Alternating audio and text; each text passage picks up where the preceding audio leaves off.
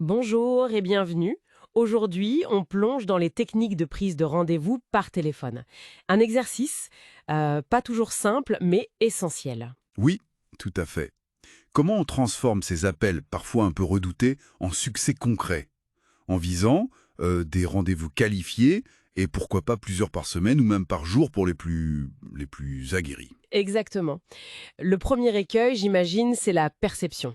Ne pas passer pour le démarcheur lambda. C'est ça, le gros problème. Beaucoup de prospects, ils confondent une approche pro et ciblée avec du forcing, quoi. Du coup, la clé, c'est, dès les premières secondes, se différencier. Pour éviter le rejet immédiat. Voilà. L'idée, c'est pas de vendre tout de suite, hein.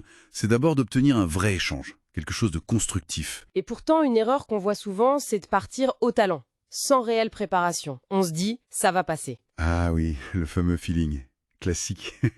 Mais en général, ça mène pas loin. C'est un mur souvent. Carrément. La préparation, honnêtement, c'est peut-être 80% du boulot. Il faut un plan, une structure. Bon, attention. Pas un script rigide. Surtout pas. Ça sonne robotique, personne n'aime ça. Plutôt une trame, tu vois, des points clés. Une sorte de béquille. Les 10 premières secondes, elles sont cruciales pour mériter les 10 suivantes. Faut être hyper clair qui on est, pourquoi on appelle, et vite.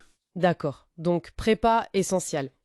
Mais même bien préparé, si on appelle à l'aveugle, ça coince aussi, j'imagine. Le ciblage, c'est la suite logique. Indispensable, appeler tout le monde. C'est la meilleure façon de perdre son temps et son énergie. Faut définir précisément son client idéal. Le secteur, la taille de la boîte, le poste de la personne, la zone géo. Plus c'est précis, mieux c'est. Exactement. Le message sera beaucoup plus pertinent. Et puis, il y a la notion de timing, le momentum, comme on dit. Guetter une actu, une levée de fonds, un changement de poste, Trouver la bonne fenêtre de tir. c'est ça. Et pour ça, utilisez des outils pour trouver les bonnes coordonnées, les lignes directes, via des recherches sur LinkedIn, Google, ou des outils d'enrichissement. Ça aide énormément à passer les barrages. Ok, on a la bonne personne, le beau moment, la prépa est faite. Mais le discours en lui-même, il y a des pièges à éviter. La fameuse question « Est-ce que je vous dérange ?» par exemple. Ah, celle-là est sédissante. La perche tondue pour se faire raccrocher au nez, à bannir absolument. Qu'est-ce qu'on fait alors? On peut s'inspirer de structures comme AIDA, accroche, intérêt, désir, action. L'accroche, faut qu'elle claque, tout de suite. Pertinente pour la personne. Voilà. L'intérêt, on le suscite en parlant bénéfice.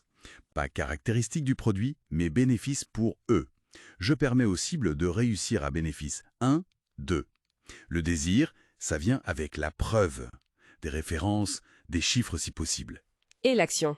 C'est la prise de RDV. Et là, on propose un choix. Ça marche mieux. Vous seriez plutôt dispo mardi matin ou jeudi après-midi.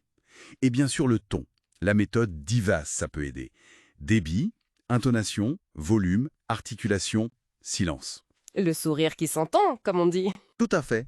Être authentique, avoir confiance, être enthousiaste mais pas surjoué.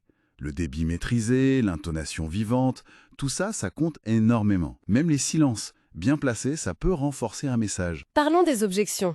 Le classique, envoyez-moi un mail ou j'ai pas le temps maintenant. Ça peut déstabiliser. Oui, mais faut pas le voir comme un refus direct.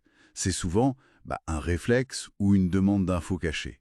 L'idée, c'est de gérer l'objection, pas juste d'y répondre de front. Comment on fait ça concrètement? D'abord, essayez de comprendre ce qu'il y a derrière. Le manque de temps, c'est réel ou c'est une excuse polie? Ensuite, empathie. Je comprends tout à fait. Et puis on reformule la valeur ou on propose une alternative.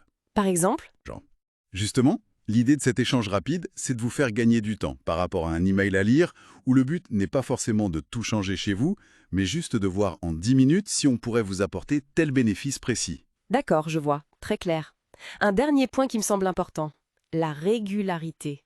Beaucoup appellent en mode pompier quand il n'y a plus rien dans le pipe. Ah, ça, c'est le piège. Le stress monte, l'efficacité baisse. C'est la spirale, C'est contre-productif. complètement. La prospection, c'est un marathon, pas un sprint. Vaut mieux faire, mettons, 100 appels bien ciblés chaque semaine que 500 d'un coup, une fois par mois. Faut un rituel. Et suivre ses résultats, j'imagine? Essentiel. Les appels passés, les personnes jointes, les RDV pris, c'est ça qui permet de s'améliorer. Et le truc le plus efficace, même si c'est pas agréable. Se réécouter. Exactement.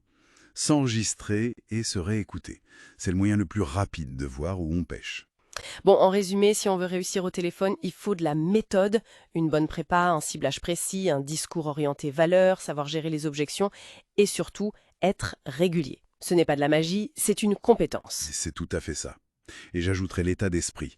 Faut accepter les noms, hein, ça fait partie du jeu, ne pas le prendre perso, rester focus sur la valeur qu'on apporte et persévérer. C'est un jeu de nombres, et la constance, ça finit toujours par payer. La persévérance est clé. Absolument.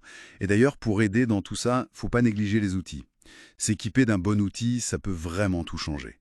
Des solutions modernes, comme CRM Manager par exemple, qui intègrent de l'IA bien pensée, bien paramétrée, ça peut structurer la démarche, optimiser le ciblage, Ça aide à être plus efficace. carrément. Ça peut même fournir directement des leads qualifiés. C'est un vrai plus pour gagner du temps et de l'efficacité. Franchement, ça vaut le coup de regarder, de demander un essai gratuit pour voir concrètement ce que ça peut apporter.